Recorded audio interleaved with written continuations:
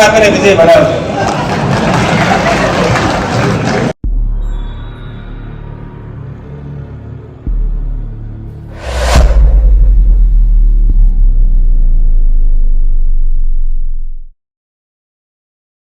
ક્યારેક પૂછજો કે કેટલા દિવસે પાણી આવે છે, પણ આપણને ક્યારેય આવી તકલીફ નથી પડી.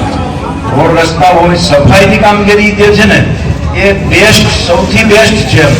અમે તો આખા ગુજરાતમાં ફરતા હોઈએ છીએ, પણ કોડીનાર અને કોડીનાર શહેરની જે સફાઈની કામગીરી છે એ ખરેખર અદ્ભુત અને ક્યાંય નથી. એના માટે ખરેખર તો દિનુભાઈ અને એમની જે રાહવરની જે ટીમ છે એમને ખૂબ ખૂબ ધન્યવાદ આપું છું. આપણા ઇલેક્શનની અંદર નરેશભાઈ અને એમની ટીમ દ્વારા પણ આપણા વોર્ડમાં ખાસ સારું કામ કરવામાં આવતું હતું, પણ આ વખતે તો મહેશભાઈ પણ આપણી સાથે જોડાયા છે અને ખાસ સોનામાં સુગંધ ભરી છે.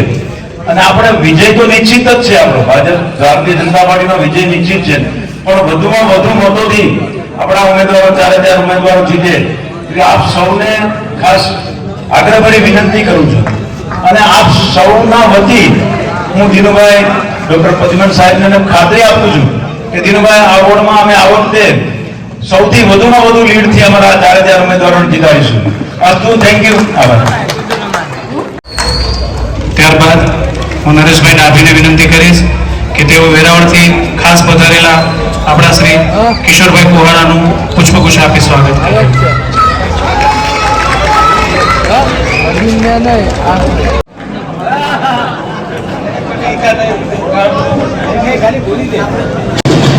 ચાર વાર કમંડ આપીને વિજય બનાવજો.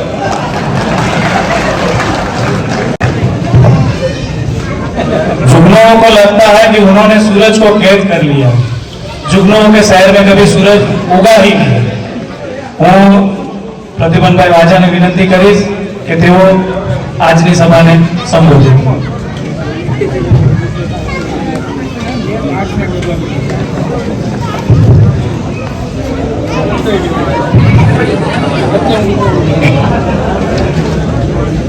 भारत माता की वंदे. संत रविदास जी ने આજના આ વોર્ડ નંબર 6 ની નગરપાલિકાની ચૂંટણીના જાહેર સભામાં આપણી વચ્ચે ઉપસ્થિત આપણા સૌના માર્ગદર્શક, આ પંથકના વિરાટ વિકાસ પુરુષ આદરણીય શ્રી દિનુભાઈ, મંચસ્થ સર્વે મહાનુભાવો, ઉપસ્થિત સર્વે ભાઈઓ, બહેનો, માતાઓ અને સૌ માતૃશક્તિને વંદન. સર્વપ્રથમ તો કેવી સાહેબે પણ આપણને થોડીક વાત કોડીનાર શહેરના વિકાસ